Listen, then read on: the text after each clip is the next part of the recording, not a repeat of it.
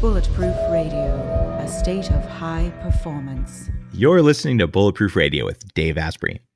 Today's cool fact of the day is that microwaved grapes make plasma fireballs.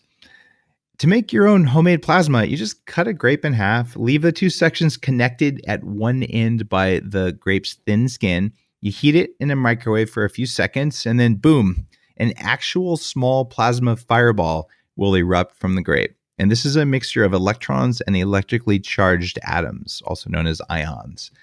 And people are wondering why this actually happens. And they've said it's about the connecting skin. But when you put two whole grapes together, you can get it to happen as well, which is kind of cool. And similar sized waterlogged beads called hydrogels will also do it. And what's happening here is way cool and something we didn't understand. It's that grapes act as resonators. And a single grape is just the right size that the electromagnetic wave gets trapped in the fruit, bounces back and forth. And we basically pulled together some heavy duty physics, I say we being humans and scientists, and figured out that it's the size of the grape that does it. So number one, you're not supposed to try it at home. Of course, number two, you will, because that's how humans are, especially if you're my kids. And number two, I actually have a microwave that was in my house, but I use it to store plates because microwaving your food really doesn't make it bulletproof. Microwave food doesn't taste as good, and it has weird heat pockets that form 10,000 degrees that screw up proteins in food. So if you have a microwave, you should probably not use it, and it probably leaks some stuff around the door that's probably not good for you. So if you do the experiment, wear a tinfoil hat, lead aprons, and run away screaming while you do it, but it'll still be fun. Or you could just do it and have a good time and not worry so much. All right. In my usual spirit of foreshadowing, today's guest is going to mention that having thoughts knock around in your head during meditation is part of the experience, pretty much just like the grape in the microwave. See what I did there with my foreshadowing? I'm getting pretty good at that, right? All right. Before we get into the episode, though, today's guest is Light Watkins. This is a guy who clearly was named to be a meditation teacher. You can tell, right? He's been immersed in that space for 2 decades. First, he just started out meditating like a lot of people, then as an apprentice to a Vedic meditation teacher, and finally became a teacher himself. You'll find Light Watkins traveling the world, giving talks on happiness, inspiration, meditation, and you've seen him probably in a lot of major media, written 2 very popular books on happiness and meditation, and he teaches some very heavy-duty celebrities how to meditate. And if you've ever met a celebrity and had a chance to talk to them as real people, they have seriously bad stress levels because they fly everywhere. They have to look a certain way. There's all kinds of pressure. So if you can teach a celebrity to meditate, you're doing something right. Even Deepak Chopra himself says Light Watkins' approach to meditation is both simple and profound. So when Deepak and a bunch of other cool people say you're good, well, you must be. And I'm saying it too. Light Watkins, welcome to the show. Thank you, Dave. Good to be here. And it was funny when you were talking about your fun fact in the beginning, I was thinking, Dave Asprey doesn't use a microwave. What is he talking about? Nice. I was hoping some other people on the show would be thinking, or other people listening would be going, what the heck? This isn't actually happening. But yeah. You lost me at microwave. Yeah, go ahead. So I'm assuming you don't use one either, or do you? No, I don't. I've never used a microwave. Yeah, I actually got pushback from people in the office. I said, I'm not exposing all you guys that I care a lot about you. So we bought a much more expensive convection steam oven thing for people to reheat their things because, those little things that just change how you feel, how you perform during the day are great. And we have a toaster too for people who want to go down the evil bread route. Now, I wanted to go back with you because one of the things that attracted me to interviewing you was that you talk about spending years sitting in uncomfortable positions with whirling thoughts and feeling like a meditation failure. Yes. Tell me what that was like, because I think a lot of people who meditate now are dealing with that, and I certainly did. When I first went to a monastery years ago, and all that, it's like, man, I suck at this. What was going on with you? Well, I for years I was dabbling in meditation, and it was an extension of my interest in yoga. I had started practicing yoga, taking yoga classes, and then ultimately I became a yoga teacher. And that's where my struggles with meditation were really highlighted, because people look to yoga teachers as experts in meditation, but it's kind of like looking to your doctor as an expert in nutrition. When you read about it, doctors don't really get a whole lot of nutritional instruction when they're going through medical school. And what they learn how to do is treat symptoms. Same thing with yoga. When you go through a yoga teacher training, at least back when I did, there was no meditation instruction. I mean, you meditated here and there a little bit, but 99% of the instruction was about how to do a downward facing dog or how to do a crow pose and these kinds of things.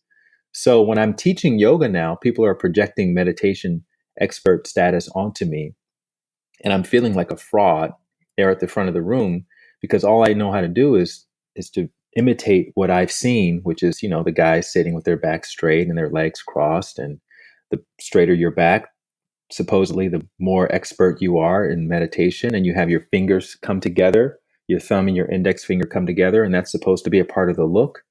But inside, I'm sitting there. The look. Yeah, I'm sitting there thinking about, just all these random things and insecurities, and just my mind is all over the place. And I have no idea if I'm doing it right, or if this is what's supposed to be happening, or what samadhi even is. I mean, obviously I could explain those kinds of concepts very eloquently from my yoga reading and spiritual reading, but I never had a direct experience. So that was the struggle beforehand. And when I met my teacher back in 2002, and he was telling me that there's two basic categories of meditation. There's the monastic track, which you've been trying to do, and then there's the householder track, which has coexisted in tandem with the monastic track for thousands of years. And this householder style is better suited for people like you, people who have a job, people who are in relationships, people who have recreational activities.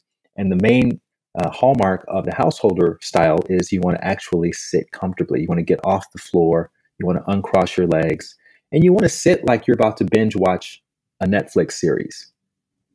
Right. So Light, if you were to just trademark Netflix and chill meditation, I think you'd be a very wealthy man. I've used that before on my social media. Have you? Okay. Okay. Thought I made something up there. Yeah. So, and then when I did that, it completely upgraded the quality of my experiences, and that's where I first had the tangible experience of bliss or samadhi or whatever you want to call it, where you go beyond your surface mind and you feel like you're in some deeper place in the meditation.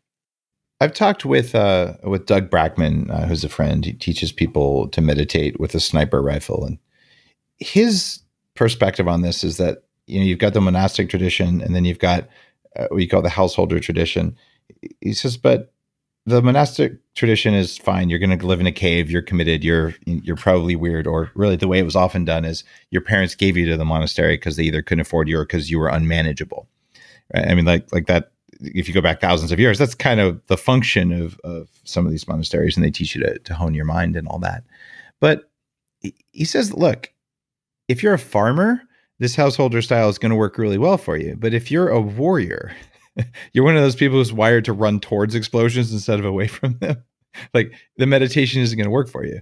Is there any validity to that perspective? It's, these crazy entrepreneur ADD minds, maybe they need something even different than sitting in an armchair. Yeah, that's interesting. Well, I'm not sure what the context was around his statement, so I don't want to say it's incorrect. But just to give more context to my understanding around it, is that you want to really, instead of having meditation in its own category of experiences that's completely unrelatable to anything that we claim that we need in our Western world, we want to put it into the rest category, right? And if we can put it in the rest category, then it can make a lot more sense.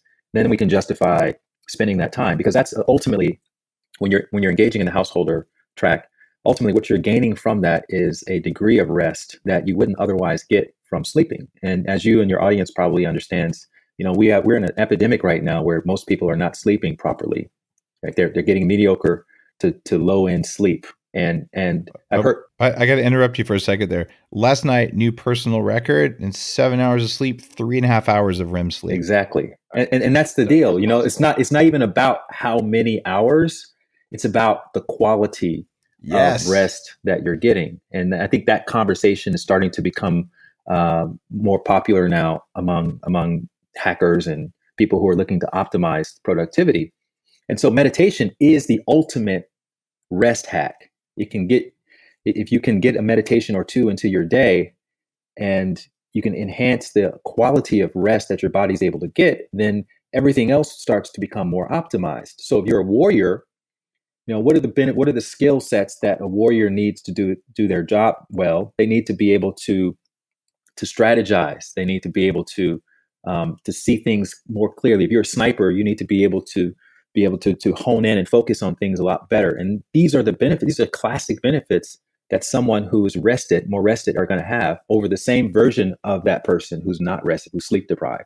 You read the studies about how when you miss out on the quality of sleep that you should be getting at night, it's like you're waking up in the morning, drinking 3 or 4 cans of beer, and then going to drive and then going to work. That's how responsive you're going to be. That's how focused you're going to be. You're going to be under the influence of sleep deprivation, which is worse sometimes than being under the influence of alcohol. You can cancel that out, Light. All you got to do is take the cans of beer, you put them in the blender, add butter, you just blend it right up, and you'll be good to go. I forgot who I was talking to.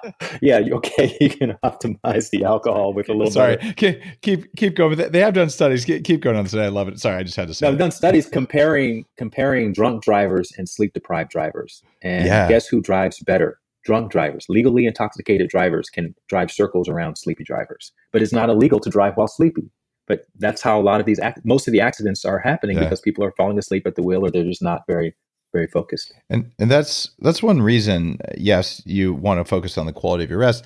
I've been saying since the start of the blog, like the reason modafinil or Provigil is kind of a known substance is, I'm like, look, you should have one of these in your glove box because it could save your life. And it's way better than a caffeine pill. It's frankly in the middle of the night, even if you've drunk all the coffee you can, your eyes are still crossing, that stuff is going to get you through. And staying awake sometimes is a matter of life and death, and being focused and performing well can be as well. So I'm just like, you should use every tool you can to not drive like you're sleep deprived.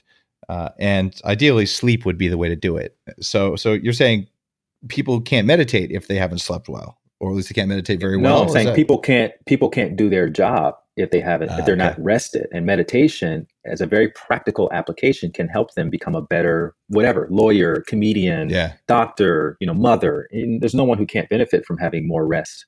Can you replace sleep with meditation? And the reason I'm asking you, before I had kids, I said, all right, I'm going to wake up at 5 a.m. because everyone knows good people do that. By the way, Game Changers, I show the evidence that you should wake up when you should wake up. But anyway, I did this. And that meant I was sleep deprived because my natural bedtime is 2 a.m. or something. So sometimes I wouldn't get enough sleep, but I found I could replace maybe 2 hours of sleep with an hour of meditation, like really deep breathing, chanting, energy stuff, like heavy duty stuff. Do you find, as a Vedic meditation teacher who spent 3 months in the Himalayas, is it reasonable to say I could sleep less if I meditate more, or is that just BS? Well, I think what it does is it enhances the quality of your sleep that you are getting. And I'm sure there are exceptions to everything, but I would say as a rule, you still want to get enough sleep so that your body has that. The body still needs a sufficient amount of sleep. It still needs the dreaming, the REM state, and it needs the waking state in order to achieve maximum balance. The experiment that I think that your listeners and whoever else can run for themselves, so they can kind of gain some sort of empirical evidence for this, is to, when you want to get up 15 or 20 minutes earlier to meditate, right? You do that. You force yourself to get up. You sit, even if you just slide up to the headboard of your bed and close your eyes, and you meditate for those last 20 minutes, and you notice how you feel coming out of your practice, right? And then you split test it. The next day, you stay in the bed and you hit the snooze button 3 times for those 20 minutes. And then you see how you feel coming out of the alarm experience. And you'll see which one has a better quality of clarity and rest and perceptual acuity coming out. And my guess is that it's going to be the meditation experience. So, I've heard certain teachers say meditation can give you 2 to 5 times deeper rest, right? And that's what they mean by that is, if you take any part of your nighttime sleep, the deepest parts usually are between 2 a.m. and 4 a.m. So if you take any 20 minutes from that chunk of time and you multiply it in terms of levels of rest times 2 to 5, that's the quality of rest that you are supposedly getting when you're sitting in meditation. And so that's been my experience. If I'm tired because I went to bed late and I'm waking up a little bit earlier to make sure I meditate before I engage in activity, I find that I'm a lot clearer from waking up earlier and doing the last 20 minutes in meditation versus hitting the snooze button and then being alarmed out of rest and feeling all out of sorts and all over the place. You actually traveled with your meditation teacher, MV, to Rishikesh in the Himalayas, which is about a day and a half by driving from the source of the Ganges River. And that stuck out to me because I actually went to the actual source of the Ganges River, Mount Kailash, and walked around Mount Kailash, where I call it discovered, at least first tried yak butter tea, which became Bulletproof coffee. So we were in the same neighborhood basically a while back. And I spent about 3 months in that part of the world, not all doing meditation work, but did a bunch of Tibetan meditation and all. But you went there, you took 3 months, you did 1,000 hours of meditation to complete your training and become a formal Vedic meditation teacher. When you were in the Himalayas, do they talk about alarm clocks and proper ways to wake up, or is it completely divorced from the world that you and I are immersed in today? It's interesting because in my training, it was very much a controlled environment. And when you're meditating so much, we were meditating up to 14 hours a day in periods of, we were doing rounds of meditation, which one round would last an hour, and then you do another one and another one like that. And there's a certain sequence of pranayama, of yoga, of eyes closed, seated meditation that you were doing within those rounds. And things had to be kind of timed, certainly. So sometimes you would even use a soft alarm just to kind of just to remind you to get to the next sequence. But you'd also have like little pennies and things in front of you so you could count how many times you've done certain parts of the sequence so that you didn't lose track. So yeah, there were some alarms that were involved in all of that. But generally speaking, no, nobody uses alarms when they go in or out of meditation. I mean, one of the reasons why you don't usually use an alarm is because most people aren't enjoying meditation enough to be alarmed out of meditation. So they're actually biding their time and they can't wait for the experience to be over. And when you start to have the householder sort of experience, that's where an alarm can become useful because you're enjoying it so much. And it's very possible that you may over meditate. And it's like, with me, I remember back in Santa Monica a couple of years ago, I was single at the time. I had a date. It was a first date. And I decided I was going to sit on my couch and do a meditation before I go on this date because I'm a better version of myself if I meditate first and then go and. So there's your next quote: meditate for a hot date. That's right. Meditate before your date. Don't leave home without it. And I ended up over meditating about 30 minutes. And so I was really late to this first date. And even though everyone loves meditation nowadays and everyone's looking at meditation, it's still not ubiquitous enough for that to be a reasonable excuse to be late for a date. It just looked like I was a jerk and I didn't really want to be there, even though I did want to be there.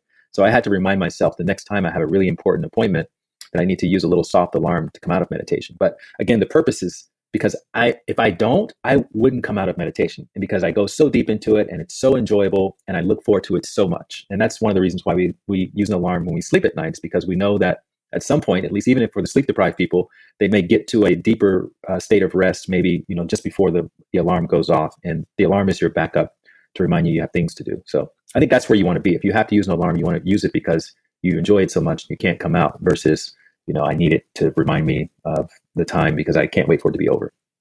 That's a beautiful explanation of it. What was it like to go learn this Vedic meditation in the Himalayas? Most people listening to the show may have heard of Vedic meditation. I know Emily Fletcher's been on, who talks about it. You're very well trained in Vedic meditation. Just kind of tell me, what was the process like? Are they hitting you with sticks? I know that's like more of a Zen thing in Japan, but bad meditator smack, but like how do you actually like become a master in this? I want to know the daily thing. Like how painful was it? Give me what was it like? All right, so I'm going to take it back just a couple of steps. All right, I met my teacher in a living room in West Hollywood in February 2003, and when I met him, he was, I would say, he was one of the happiest people I'd ever witnessed, and that's what really appealed me to the style of meditation. Was I figured if he was embodying that degree of happiness from meditating in this way, then I wanted what he had. So he taught me how to meditate, and I went through some I went through the instruction process, and during the instruction process, you had to bring fruit, you had to bring flowers. There was a picture of gurus. And so there were some hints of India at the very beginning. I didn't know anything about it. I didn't know what it meant. I didn't know why there was this little brown powder that I learned later was sandalwood paste. And there was some camphor powder and all of these things because I'd never been to India before. Oh, yeah. So I started apprenticing my teacher because I just wanted to be around it so much and hear him teach other people. And I knew inside that I was meant to, at one point, become a teacher, but there were no teacher trainings. This is 2003, remember? So there were no apps. There was no YouTube. Oh, yeah. There was Nothing. Yeah, that we have today. We have so much access to this stuff today. But I would just shadow him around. And then about 3 or 4 years later, he invited myself, as well as some of his other proteges, to come to India. Why India? Because that's where he learned with his Indian teacher up in Rishikesh. So India, for those of you who have never been before, is kind of shaped like a diamond. Rishikesh is at the top end of the diamond, and the Himalayas, as they call it, are they're the border of the northern part of the country, the northern part of that diamond. So Rishikesh is not that far from that border, and you go up there, and it's nestled right into the foothills of that mountain range, and it's right on the Ganges River, which is the sacred holy river of ancient India, and yeah, it's just culturally, there's some Western conveniences, but there's still enough of the ancient Indian culture present so that you feel like you're getting a little bit of both of those experiences. And there's an old ashram set up where my teacher used to train with his teacher, who is Maharishi Mahesh Yogi, who you may have heard about. He's the guy that started transcendental meditation. So my teacher spent many years there studying with Maharishi.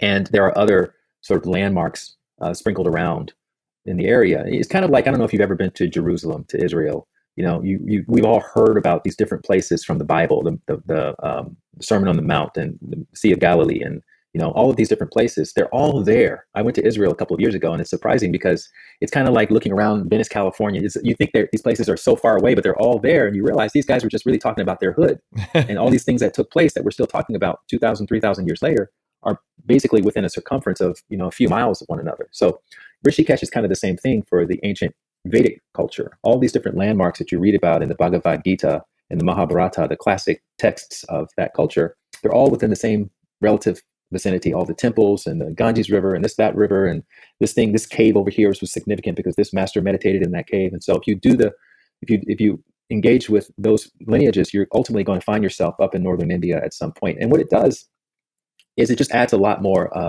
it gives you a lot more context as a teacher. It's kind of like someone who's studying origami going to Japan, or floral arrangement going to Japan and studying the source of it. Or if you want to become an Italian chef, you go to Italy. If you want to be a French chef, you go to France. And so you have access to the culture, which informs you in a way about this tradition that you wouldn't be informed if you were just in Kansas, learning to become a teacher. And so I think a lot of it is intangible. It's not something that necessarily is going to come up in a course when you're teaching someone how to meditate, but it definitely adds to your own level of understanding of why do they use these particular offerings? Why sandalwood paste? And there's a whole story behind that. How people would, you would wet sandalwood paste, the sandalwood powder, and you would spread it across your forehead. And that's because the Indian sun is so hot, and it would be something that was calming, but it was also expressive of transcendence. And why fruits and why flowers? Because when you're in the foothills of the Himalayas, away from the river, the masters wouldn't have access to these kinds of things. And so in order to gain entry into the ashram, you would bring those offerings. You would bring things that they would use to beautify the space, to make the space more aromatic.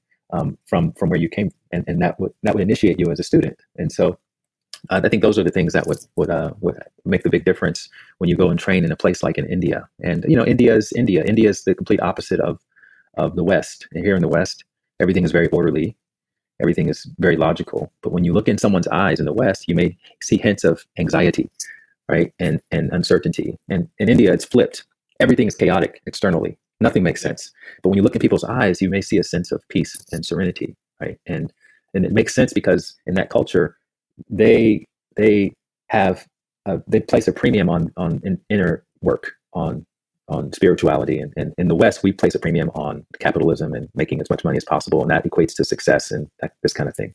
The best thing that can happen to a person in the East, in that culture, is to find one's teacher and to become self-realized. And that's still very much a part of that culture. You brought this back from India, and I'm going to steal a question from Maria Shriver. you were on her show, Architects of Change. I was just on it recently as well, and really support her women's Alzheimer's movement. And she's a fantastic person. But she asked you this question. She said, "How do you feel you're moving humanity forward in this moment in time?" And that's a massive question, and frankly, kind of ballsy to ask to open an interview. But I mean, there's a bunch of meditation teachers out there, right? The meditation has become cool. There's apps that companies with meditation apps worth $1 billion and all that stuff. How is what you're doing moving humanity forward, given that meditation has become a thing? That's a great question. And the first thing that comes to mind is the parable of the young boy walking along the beach with all the starfish scattered all around on the sand, and he's tossing them back into the ocean. And this old man sees him and walks up to him and says, "What are you doing?" And he says, "I'm trying to save the starfish." And the old man says, "Well, there's millions of these starfish. You can't possibly save them all." And he picks one up. The little boy picks one up and tosses it in, and he says, "I saved that one." And he picked up another one. "I saved that one." Right. And I think anyone in any type of profession that is with the intention of leaving humanity better than how they found them, I think you have to come to terms with the fact that you can't save everybody. You can't have a bigger effect than what you're having if that's your intention. I think the intention needs to just be to do the best you can with whatever you have available to you. And this could be anybody. If you're a bus driver, you should try to make your passengers feel as comfortable and as safe as they can on your route that day. And you just never know how the ripple effects of your humanity and your good intentions are going to affect everybody else. What we do know is we can't suffer in isolation, and we can't be happy in isolation. And I think this is really a really important point for people to embody, because I think we live in a time now where, because we have such access to information and social media, it looks like everybody else is out there making a much bigger impact than what we're making, and it's very easy to feel like we're not doing enough. I heard Oprah on one of her podcasts talk about this with somebody. She was saying, I forget who she was talking to, Paulo Coelho or somebody like this, and she told him, she opened up and she said, "I feel like sometimes I'm just not doing enough."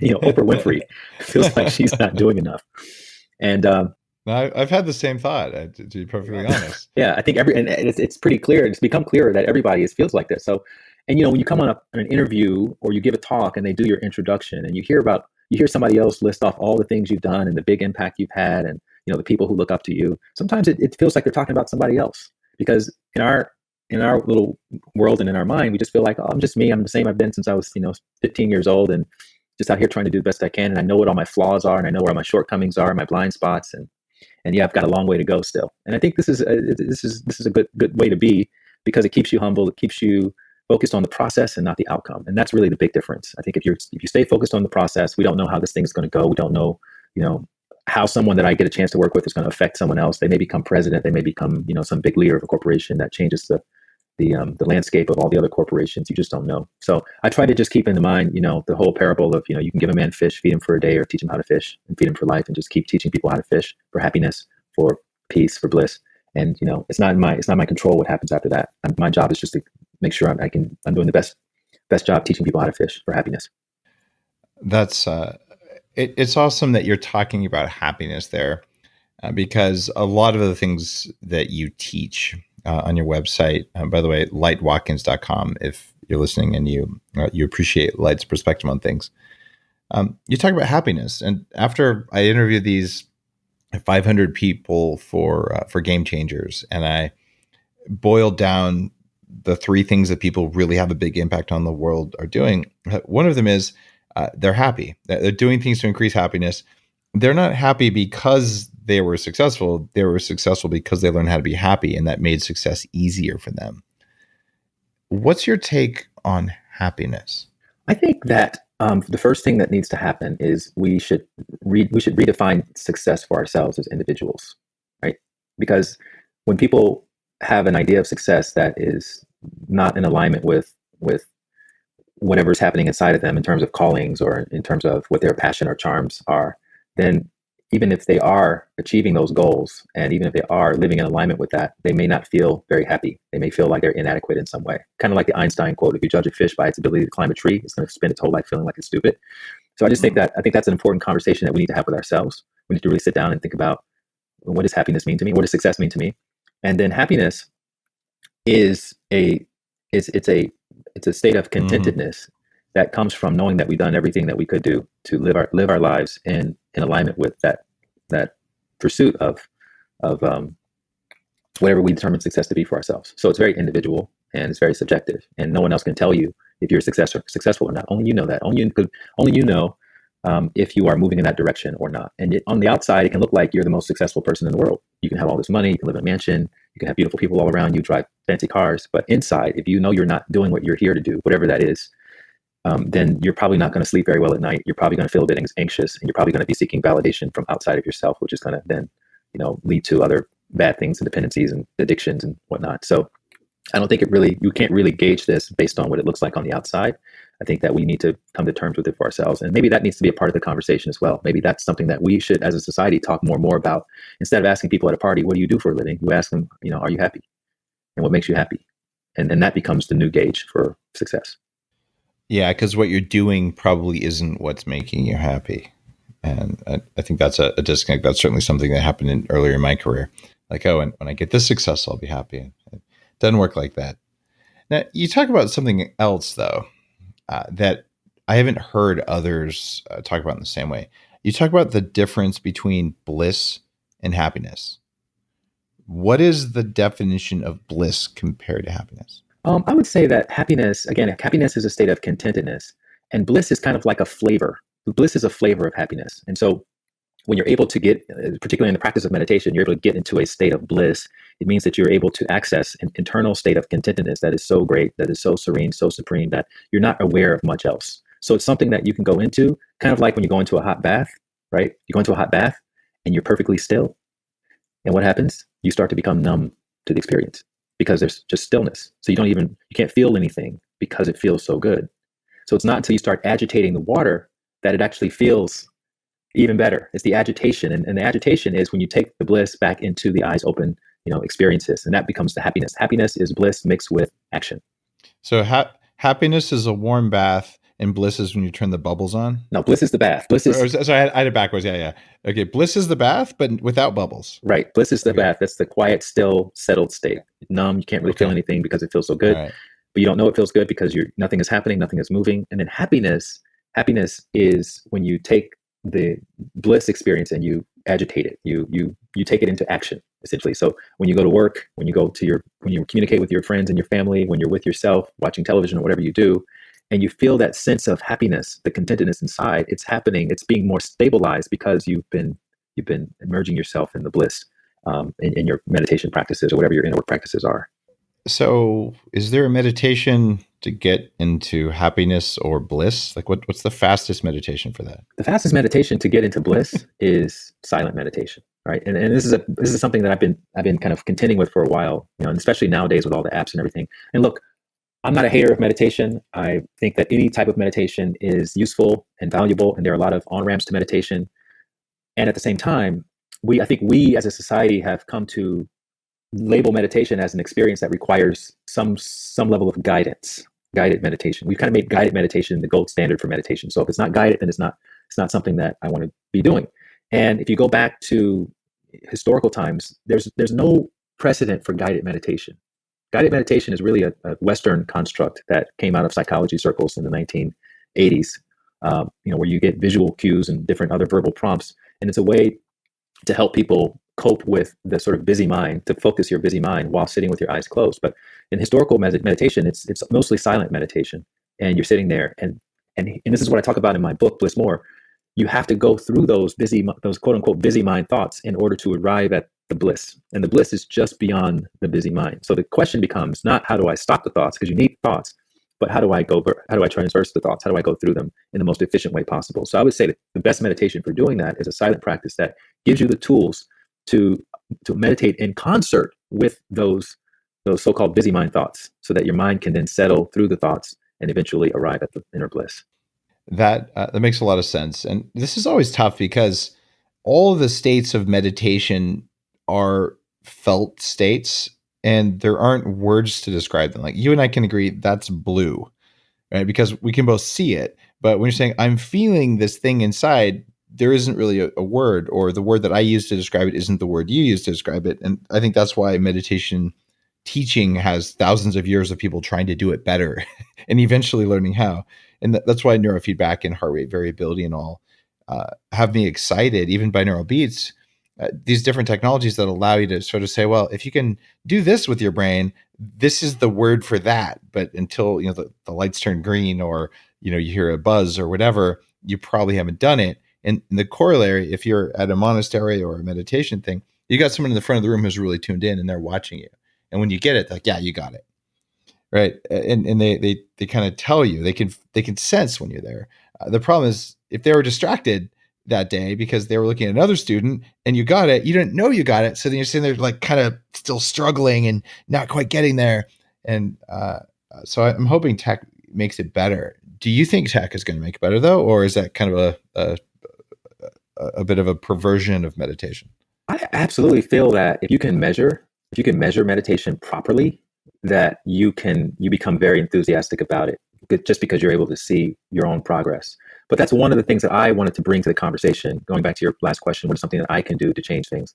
Is I wanted to put words to the experience because I find that that's something that's been missing. There's a big gap in people. Most meditation instructions and instructors are just going to say, close your eyes and just watch your thoughts or witness this or monitor that. But they don't really talk about the detailed process of what one experiences so that one can then verify that experience, validate and verify the experience with whatever the bigger graph is or the bigger pathway is. And so in my book, I literally break down the different layers of thinking, going from the very surface level of thinking, which I call the focused thinking zone. This is where you have all of your awareness. This is where you're meditating, right? We all start there. And then below that, I have a layer of thinking which I call the random thinking zone. And I call it random because it means that the thoughts you're going to be experiencing at this level here are not going to be related to the knowledge the awareness that you're meditating, but they're still going to be related to whatever's happening in your current life. And then below that, we have the daydreaming zone, which is where you're going to have a mixture of these focused surface thoughts, things about the past, things about the future, but you also may have thoughts that don't make a lot of sense, kind of like when we daydream. And then below that, we have just the dreaming zone, which is where all your leprechauns and rainbows and blue jays and those kinds of things live. The thoughts that are completely unrelated to, and maybe even feeling a little bit unhinged from our regular reality. And then below that is the settled mind experience. So one has to go through all of those zones in order to arrive at the settled mind experience. And if you have a handful of meditation experiences and you reflect back after the meditation, don't do this during meditation or it'll ruin the effects. But if you reflect back after the meditation, you'll be able to see, oh, I was here, and then I was there, and then I was there. And I even give examples of the kinds of thoughts that you're going to be having in each one of those zones.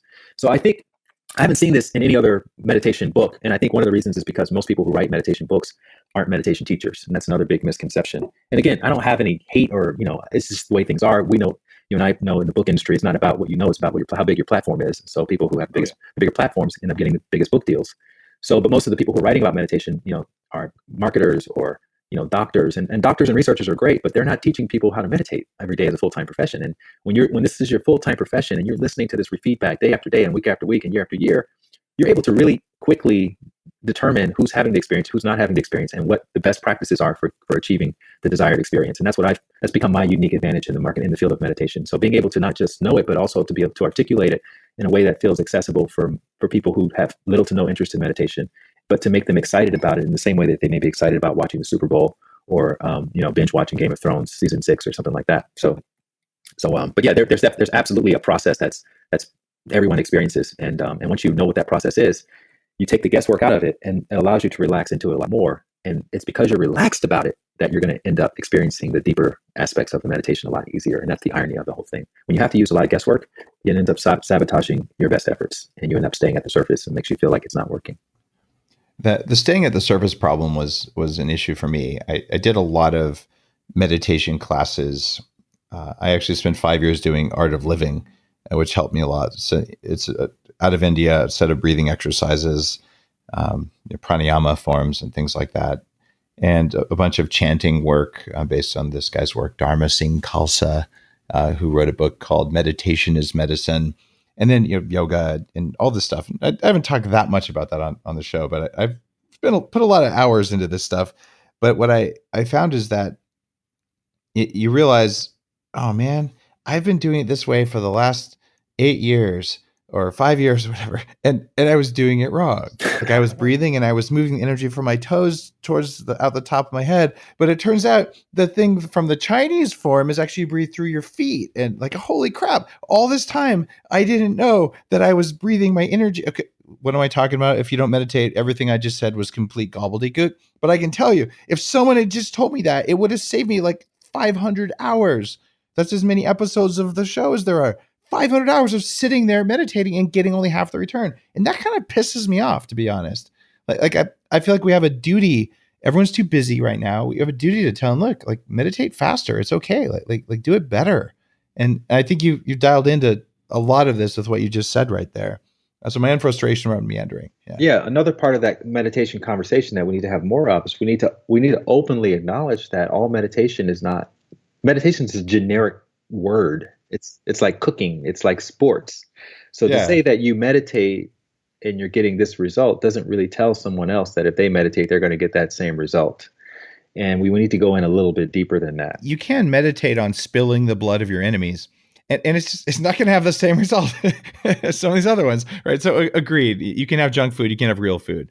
It's just who's the guru who knows which meditation is the best one? I mean, is Yeah, it so you? Is it MV? Who is it? right, that's a good question. And so my whole thing is, look, you don't want to depend on anyone to tell you these things. Right. There are certain things that you can do to determine for yourself which one is going to be the best one for you. And I try to stay away from the word, this is the correct meditation or this is the right way to meditate, because the people in the meditation industry don't like that. They don't like when someone suggests that theirs is the best or the right way and this kind of thing. But what I will say is that depending on the effects that you want from the meditation, there are always best practices to achieve those particular results, right? And just like you, I had vowed to myself, I think in 2016, I used to live around the corner from this really big steep hill in Santa Monica, and I said, I want to lose some of my body fat and this and that. I'm going to sprint. I'm going to run up this hill. I'm going to jog up this hill 10 times a day, every other day for a year. And I started doing that, and I did that for 3 or 4 months. I talked to a friend of mine who's a nutritional expert, and he was telling me, you don't want to jog up the hill, you want to sprint up the hill. If your goal is to lose body fat, you want to make sure that you're sprinting and not jogging. And I was so upset because I'd spent all this time thinking that I was doing the right thing, in jogging up that hill for 6 months. But at the same time, I'm happy. I was happy I had that experience because it made me appreciate the correction a lot more. And I think with meditation, we want to look at it as a marathon, not as something that we do for a couple of weeks or for a month to achieve a certain result. We want to look at it as preventative maintenance that we're going to be doing pretty much for the rest of our life. And so any kind of course correction will be useful as we become more and more familiar with that internal landscape. But we also want to just know that, there are specific practices that can help us achieve whatever the desired goal is. So the way you spot diagnose which style is best for you, in my opinion, is you meet the person, or you go to the talk. And by the way, if you really want to learn this, you want to study with someone. I mean, reading a book is great, looking at a video is great, but no one who's written a book or created a video that has gone, that's going to become massive. Usually those people didn't learn how to meditate from a book or a video. Can I just double down on that? You're listening to the show. You care about doing things with excellence. Having a teacher is so legit. Read the books, do the courses, use the software, all that. But I'm telling you, doing a yoga video is not the same as having a yoga teacher tell you, your pelvis is tipped a little bit backwards and you didn't notice. Like just take Light's advice on that. If there's one thing you get out of the show today, it's find a teacher when you're ready. It's okay to start with a book, but find a teacher. And you might even start with Bliss More, the new book that Light wrote. But whatever you start with, just please don't ignore that advice. All right, off my soapbox. Keep going, Bliss. Or Bliss. I just called you Bliss, dude. I mean, Light. Bliss Watkins. That could be your sister, right? Yeah, I like that. Bliss, Light. What's the difference? So I would say go to the teacher, go to the center, go to the studio or what have you, and look around the room and see who all is in there, and find the people who are enjoying whatever that particular approach happens to be. Find the people who are enjoying it the most. And if those people look like you and they're dressed like you and they're enjoying life in the same ways that you're enjoying life, then that's probably going to be a style that works best for you. However, if you find the enthusiasts, the super fans of that particular technique, and they're all sitting around wearing robes and their heads are shaved, and their lifestyle is drastically different from yours, that's where that technique is going. So in order for you to get the most out of that particular approach, you're probably going to have to at some point give all your clothes over to Goodwill and go buy yourself some robes and shave your hair off and join a monastery or what have you. So I think if we is that why you have no hair? What? well, there's as my friend Neil Strauss says, there's balding and there's choosing to be bald. And I love Neil. yeah, he's awesome. So yeah, I would say that, whatever it is, if the people that you connect with are very similar to you in lifestyle, then that's probably going to be a technique that you're going to also enjoy if they enjoy it. There's a caveat. Now, I want to test this advice out with you because it's what I've shared with people. A friend of mine who was really perceptive just said, "Hey, Dave, you should try this art of living thing." This is going back like 15 years. And I said, "All right, fine. I'm open-minded. I'll try stuff that's not supposed to work." Most of the companies I work for in Silicon Valley were started by Indian entrepreneurs. So I've had my share of great Indian food at Amber, India, and kind of got immersed in that culture. And so I go to this thing, and just like you said, there's bowls of fruit, candles burning, white robes, and I'm just like, I'm an engineer. I can't connect with this stuff. Like I'm out. So I did the one class, and we tasted a grape with mindful awareness without microwaving it. It's just all this stuff. And so I just didn't connect, and I never did the exercises. And about 2 years later, the CEO of the company I work for, BV Jagdish, one of the best CEOs I've ever worked with, an early investor in Google, and just a guy who'd been doing yoga at his house every morning for 30 years. He said, "Dave, why don't you come to this at one of the Intel founder executive people at their mansion in Saratoga? It's for executives." And I go in there and I'm like, "Oh, I'm not yet an executive, but I'm on my way." And this is a room full of people who've really succeeded. And they changed the language to say, "Here's why you do this breathing. Here's what it does when you have a different mindset." And all of a sudden I'm like, I get it. And so I did this practice like every morning for 5 years. And it really rocked my brain. And when I was in Silicon Valley, every Saturday morning at 7 a.m., we'd meet at BV's house. And there's probably 20 of us in this room doing these weird, like fast breathing exercises with your arms in weird poses because it worked. Right. But for me, the robes repelled me. And I would say, even if there are weird robes and yoga pants that you're not really comfortable with yet or whatever, you got to try it for a week or two.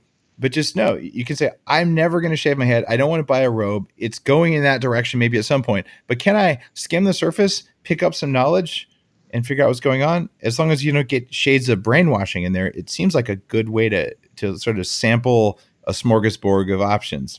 Is that good advice or dangerous advice? No. I think I absolutely tell people to try everything, because at the very least, it'll allow you to appreciate when you stumble upon the thing that feels most in alignment with who and what you are. And just don't discount or deny your own direct experience either. Right? There you go. Don't believe something is working because someone else tells you that it should be working, and you just have to ignore whatever you're feeling right now because you're just not at a certain level of enlightenment yet, and this kind of nonsense. That hasn't been my experience. My experience is that there are certain approaches to practices like meditation that actually feel amazing from the very beginning, and you don't have to be in a certain level of consciousness or enlightenment or history of yoga or any of those kinds of things. And so keep exploring, and eventually you'll learn the better questions to ask when you go meet new teachers. And but also always keep an air of humility with everyone who's out there teaching people. No one's teaching meditation to become, to get on the Forbes 500 list of wealthiest individuals. Even though if they may be charging a good amount of money and all of that, they're not. There are much easier ways to become wealthy in our society than trying to teach people how to meditate. And we're in an age now where meditation is very much a profession for a lot of people, and you get what you pay for in certain ways. And I think this is something that we also need to become more educated about as Westerners, is that This is the reason why I think money is a big part of the exchange in America and in the West, is because that's something that we worship the most. And a teacher, sometimes, teachers don't really care about your money. They just want to know how attached you are to your stuff. And if you're more attached to your stuff, then that informs them that, well, this person's probably not going to be that open to what I have to tell them. They're probably going to think it's weird and whatnot, or if it's something that they can't see and feel tangibly like they can with whatever they purchase with their money, then it's probably going to end up standing in the way of their progress. And so by making that exchange on the front end, it kind of opens you up. It makes you more humble. It tells the teacher that you're willing to be a student, and you're not going to try to go in there and teach them on how to teach you. And that increases the quality of the experience. And I just want to put that out there. I actually mentioned it in my book as well. I talk about exchange, the importance of the exchange. And it's not just money. It could be volunteering your time. In India, it's a big thing. When Elizabeth Gilbert, in her book, Eat, Pray, Love, went to India to learn meditation, she was on her hands and knees scrubbing the floors of the ashram for hours a day. That was her exchange. That was her way of making a contribution for in exchange for her instruction. And I think that that's a necessary component for anyone to approach a practice like meditation, so that they get the most out of the experience. Because if you're in there, feeling like you know everything, it could be the highest quality teacher or highest quality approach, and it's still not going to have the same kind of effect. So you want to make sure you have all of those different requirements in place in order to get the best effect. And that's the ultimate goal behind the book I wrote. I wanted people to learn how to ask better questions. So when you're out there in the field, and I say this very openly in the book, this is a great start, but ultimately, if you really want to get good at this, you want to find some person to teach you how to do this. And this is what you want to ask. This is how you can vet teachers. This is how you can know that they know what they're talking about. If they're telling you to quiet your mind, run in the opposite direction, because it's not possible to quiet your mind. And they obviously don't understand that well enough yet. And then maybe they'll get there soon, but they're not there yet. So, and there are other little things like that can help someone find the best person to teach them. You're talking about your book, Bliss More. Mm-hmm. And I haven't mentioned the subtitle there, but I think you nailed something really important. The subtitle is How to Succeed in Meditation Without Really Trying. When I first started doing really serious meditation-related neurofeedback, I was really struggling to get my brain into this state of someone who's done advanced meditation. And it took about 10 days of really focused effort before I realized the problem was I was pushing really hard. And it was when you just stop, and all of a sudden my brain waves were bigger than when I was like trying to force it. Mm-hmm. And it's the same I found even with growing a company or creating a piece of art or whatever it is. It's like you allow something versus try. Mm-hmm. And it's very hard to put it in language, but I mean, you nailed it in your title. And that's one of the secrets to meditation is, stop trying so hard to meditate and just sit there and kind of let it happen. Mm-hmm. But okay, when I first started meditating, I'd sit there to try and let it happen. And I'd think about naked people, anything that might be a threat, and how hungry I was. The big three, the big three mitochondrial behaviors, right? So what do you say to a newbie meditator who says, all right, I decided to not try, and I sat there and I just thought about jelly donuts the whole time. Mm-hmm. What's going on with that? So the difference in a seasoned meditator and a new meditator, there's a couple of things. Number one, the new meditator, oftentimes they don't have any structure in their practice. So they're just in there using shoddy guesswork. And what they're hoping for is that most of their thoughts are going to be positive in nature. And the ones that are not positive or that are neutral in nature, those are the ones that tend to get rejected. And it's a knee-jerk reaction that, this is what they've been doing their entire life, rejecting those thoughts in favor of the positive, affirmative thoughts. The seasoned meditator has an understanding and really learns to do this with a lot of repetition and practice, that it doesn't really matter what you're thinking about. It doesn't really matter what you're thinking about in terms of the process, as far as the process is concerned. And so your attitude is everything. The more passive, the more nonchalant you become while you're meditating, especially around those what may be termed as intrusive thoughts, the more your mind will respond positively in terms of settling itself through the thoughts. So you have to go through those thoughts. You have to embrace those thoughts in order to go beyond those thoughts. The second thing that the new meditator and the seasoned meditator have in terms of their separate approaches is the new meditator does not appreciate all of the things that have been happening before they started meditating, right? Which means that your body's been taking on stress. You probably are a little bit sleep deprived. And so that has a major influence on the quality of your thinking experiences as well. And stress had a big head start on the effects of the meditation. So meditation is very powerful, especially when you have structure. It can be extremely powerful for your mind and your body, but the stress had a big head start, and it's not going to happen overnight. Just like when you go to the gym at 40 and you've never worked out consistently in your entire life, you're going to feel sore for those first, week or two. And the meditation version of the soreness is you're having all these crazy random thoughts.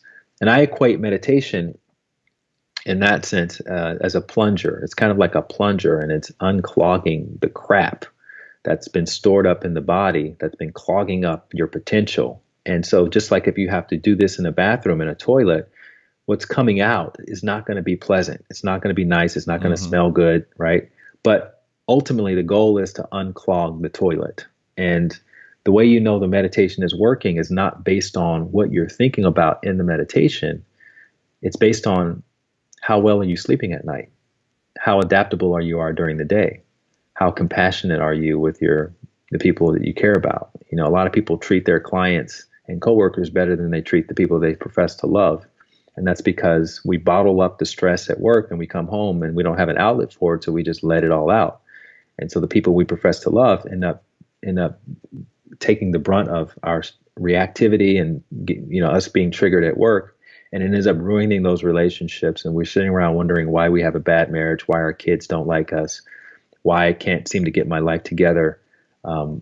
But I'm very successful in my job, and it requires more balance. And so when those areas of life start to improve more and more, that's how you know meditation is working. But meanwhile, in the meditation itself, you're thinking about jelly donuts. You're thinking about, what movie you want to see next. Or you're having anxious thoughts, or you're feeling like you're having depressing thoughts, right?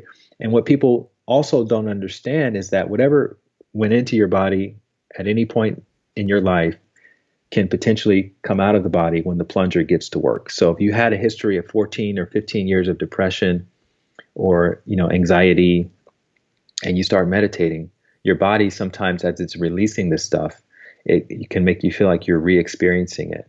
And it feels problematic in the moment, but as the seasoned meditator understands this is something that's leaving me, it's not coming in, then it allows you to relax more into it. And just by, again, changing your attitude, reframing the experience, this is not a bad thing. This is a sign of progress, because I'm not doing anything different. I'm still sitting here on my bed. I'm still engaged in the process. And yet I'm having these randomly crazy thoughts. Oh, this must be something that's on its way out. And let me just stay relaxed, stay calm as much as possible. And as a result, it allows the mind to continue to settle beyond that. And we find that the quality of our experiences can go up when possible. So it's the do less, accomplish more approach to meditation. Beautifully put. The idea that some scary and ugly stuff comes out during meditation. Yep. That's been my experience for sure. And that's what they teach in the ancient practices as well. But it's not something that you're necessarily going to hear about when you download the latest app. So I'm happy you said that. The app is all about, meditate for abundance, meditate for gratitude. And again, it's a nice thing. You're not going to get particularly deep in those experiences, but it's good to just get people familiar with the idea of meditating. And then ultimately you want to graduate from that, and you want to find some instruction, or you want to just, take it a little bit more seriously. So you don't have to be tethered to your phone in order to meditate. I'm 100% with you there. Now, one more question for you that is my new question at the end of the show, post Game Changers. And I've been running an anti-aging nonprofit group for almost 20 years now. And the question for you is, how long do you want to live? How many years? I'm ready to go out today, Dave. I'm a big believer of leaving it all on the field. So anytime. Yeah, I think practically speaking, what's the average is what they say is 80 years or something like that. It was 80, 87, somewhere around in there. Yeah. I think if I can get a good quality 80 something years, I'm happy with that. I wouldn't want necessarily to live past all of my family and friends, and I think the natural cycle is I'm good with that. I'm good. I'm actually, I've done a lot of reading and research in the afterlife and what that's about. And I'm not sure how much you've talked about this on your podcast, but there's some pretty compelling research and evidence that, things are actually pretty good on the other side as well. And in fact, some people would go so far as to say that's our home. And this is actually just like a REM sleep version of, the spiritual dreaming. And so I'm happy to go back home if that's what's happening. And I'm also happy to be here and keep contributing. And I've become very clear that my life is really about just, trying to inspire as many people as possible, trying to leave the world in a better place. And when it's my time, it's not really in my hands anyway. So I'm happy to, at that point, obviously my work will have been done. And and I don't really care much about, making as much money as possible or trying to be comfortable or any of those kinds of things. In the Vedic tradition, what they say is that there is no such thing as death. There's body life and there's body death, but the spirit lives forever. And the thing that you take with you at the end of this life is your consciousness. And that consciousness can be shaped and can be informed by the quality of our personal day-to-day interactions. And so as long as you're approaching every interaction as though there are no throwaway moments, there are no throwaway conversations, then I think you're going to be in a better place when you ultimately transcend this body and move on to the next thing. That's beautifully put. But you go to Rishikesh, there's yogic gurus. I lived 247 years, and I lived in a cave for 50 years on just water. I mean, there's a long tradition of people living longer than they're supposed to. Yeah. How do you reconcile those practices, from these guys, the lineage of your teaching? Right. These guys who say this are mostly in the monastic category, so they're living in caves and things like that. I'm a householder. I'm not a monk. I like living around people. I like going to family reunions, Thanksgiving, and I don't want to be the guy that's 120 at the Thanksgiving, and everyone else is 40 and 50 years old talking about the latest technology that I could care less about. But again, like if I ended up living to be 100, say, then I know that it was relevant for me to keep doing what I'm doing. And I'm just going to keep hopefully I'll keep getting better and less concerned about myself and more concerned about the planet and how I can be of use. How can I use whatever gifts and potential that I have to the best of my ability? And that's really where I try to keep my attention. It's not necessarily on the quantity, but on the quality. There you go. Just like sleep, right? Yeah. You want it to be really high quality, even if the quantity is less. I'm with you there. Light. What's your answer, Dave? I think at least 180. Okay. Why 180? And that's 'cause, if you can get to 180, why not 200? Why stop there? That's why there's an at least on there. And it's because I know we can do 120 because enough people have done it. And they've done it without knowing most of what we know today. And I'm just counting on over the next 100 years, we ought to be able to get 50% more out of this, because I'm friends with a lot of the people starting anti-aging companies. I've looked at the technologies and how they've evolved, and I feel like I'm being a little bit conservative there, but that it's achievable.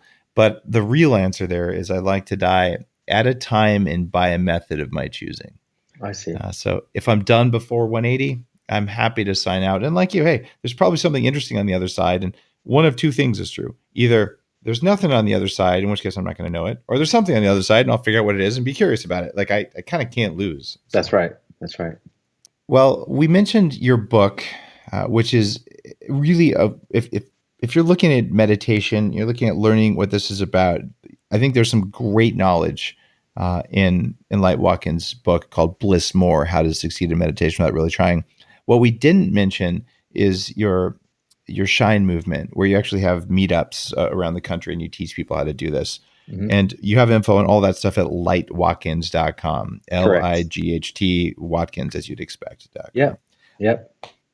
Light, thanks for being on the show. Thanks for doing what you can to make the world a better place. I think it's working. Thank you. Thanks. And I want to acknowledge you for being such a big proponent of all of these different, hacks for the body, hacks for the mind, hacks for the spirit, hacks for bliss. There are a lot of people who are being introduced to these practices because of the work that you're doing. And I'm just appreciative to have been able to cross paths with you in this way. And hopefully we'll get a chance to sit down and have more time to talk about these wonderful things.